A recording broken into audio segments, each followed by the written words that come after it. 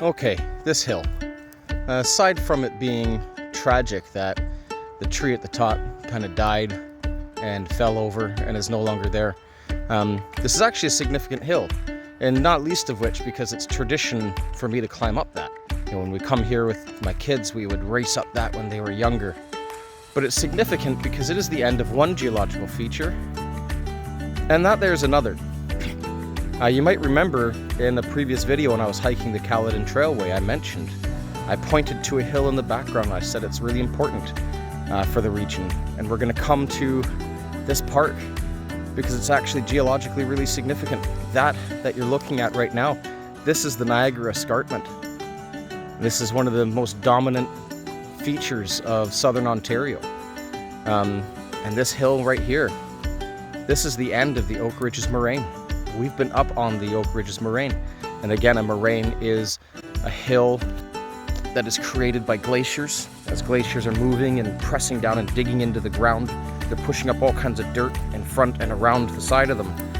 The Oak Ridges Moraine was actually created by two glaciers kind of squishing into one another. And so this point right here, this is actually where the Oak Ridges Moraine butts up against the Niagara Escarpment back there. And between these two features, they really control and dominate the climate of the region of Toronto. First of all, agriculture. You know, there's soil erosion and very, very rich agriculturally productive soil. The rivers, that have shaped this area and created this soil, but they also act as two walls. Niagara Escarpment to the west and the Oak Ridges Moraine to the north and east.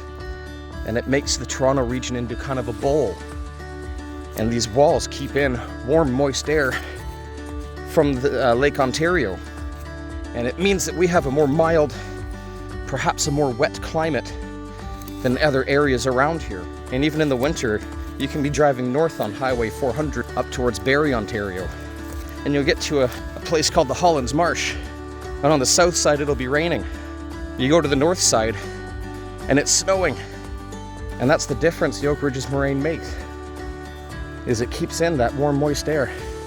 And now here we are atop our little hill, looking over the Credit River Gorge behind us there. And it's just spectacular.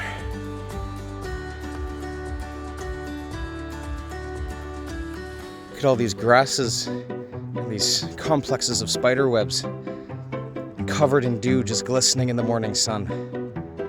It actually reminds me of a trip I did in northern Arkansas many, many years ago.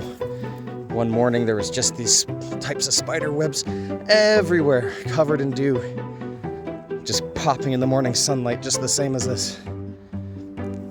So pretty. I'm just gonna take you guys down to see the river in one more spot. Usually I'd let Ruby jump in, but as you can see in this area, there's actually some frost. It's the first spot I've actually seen frost. It's a little chilly. She's not going to dry very well. I don't need her going in. Ruby! Good girl. But it's really pretty here. Hey! No. Good listening.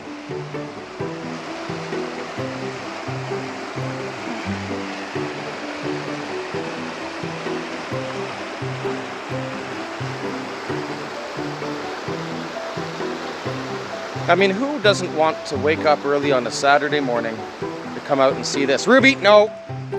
She tried. She tried, folks. Oh, you got close. You got some wet feet. This forest floor trail here is another one of my favorite parts of this park, and it's actually one I've not hiked along for some time. This used to be the main access I'd take into the park before I found the actual main entrance and parking area. I used to hike in from a little hamlet down the path here, but it's a lot easier to go to the main entrance. But I'm really excited to come back down this path because it's been a long time.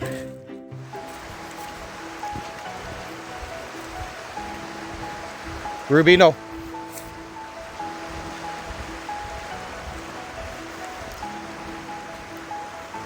Look at all these spider webs. This mist coming off the river.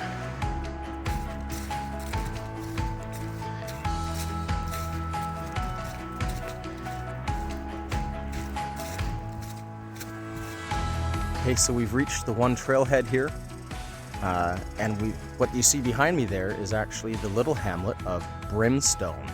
That's quite a name for a place, eh? I'll tell you the story behind it. This area, when it was first settled, and people were coming here, it was because of rumors of gold, that there was gold in the hills around this area. When the people came here and started digging, they found something yellow, but it wasn't gold. They found sulfur. Sulfur has its values and important uses, and so they just went ahead and dug it. And there was a little sulfur economy in the area here. And that's why the place has such an ominous name. Now, we're gonna go up this path. I've never been up this path.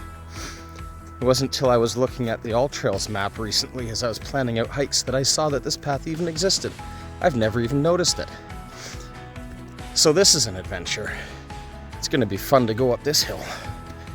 Oy.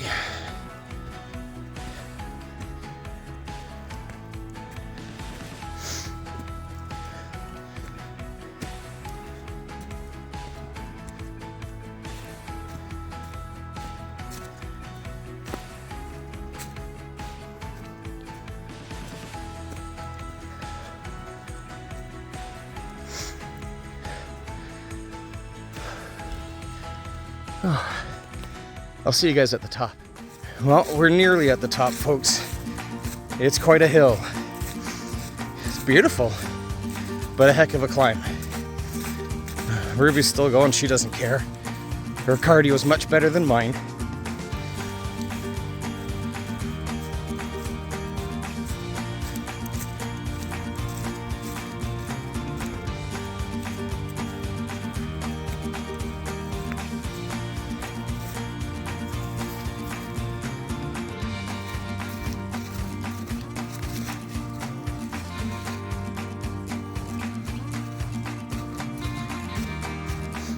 Ruby!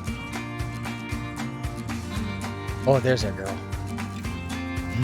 Good girl. Let's go. Oh, she's getting tired now.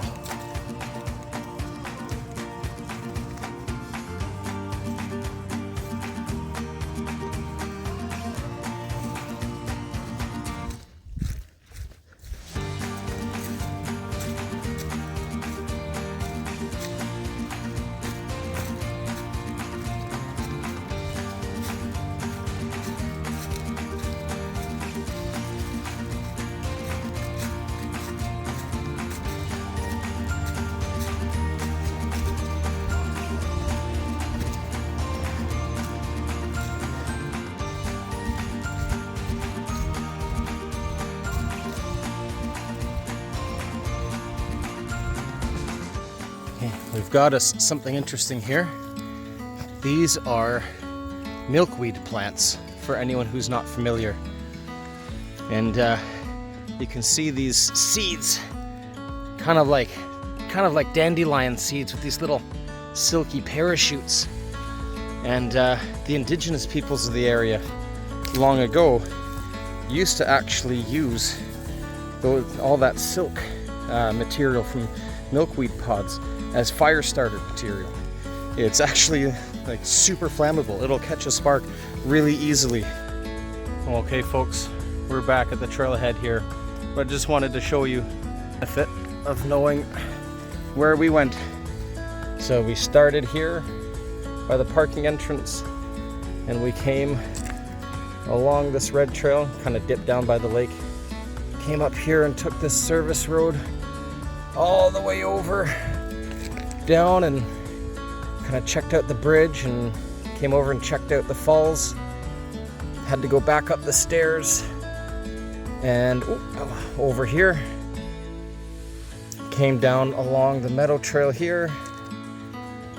Went down into where I was hoping the leaves would be really nice. Went down and saw the river.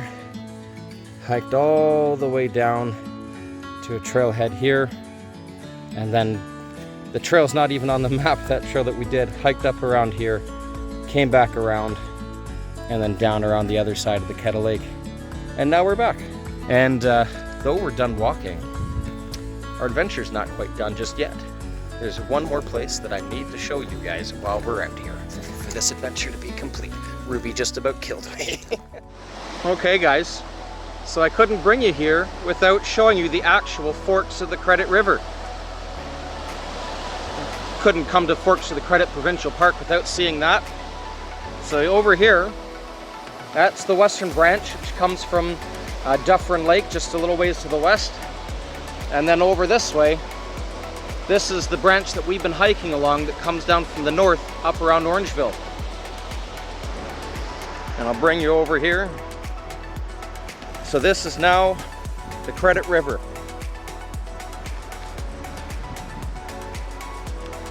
And the Credit River goes on south down throughout all the Peel region down into Lake Ontario. So there you go, and I think there's maybe one more thing I'll take you to see. Okay, it's hard to bring you guys out here without bringing you to see this road up the Niagara Escarpment. It's so steep it needs to follow these switchbacks. But the view that we get once we go up, there's the Credit Valley Railway again, by the way. We saw that earlier. Oh, the view when we get around here of the escarpment up over there. These sheer rock faces. So we go up and around again. Up around towards the village of Bellefontaine on top of the escarpment. Well, seeing as how I'm driving, I shouldn't be holding my phone and recording. So I'm gonna sign off. I hope you guys had a great adventure with us. Join us on the next one. Take care.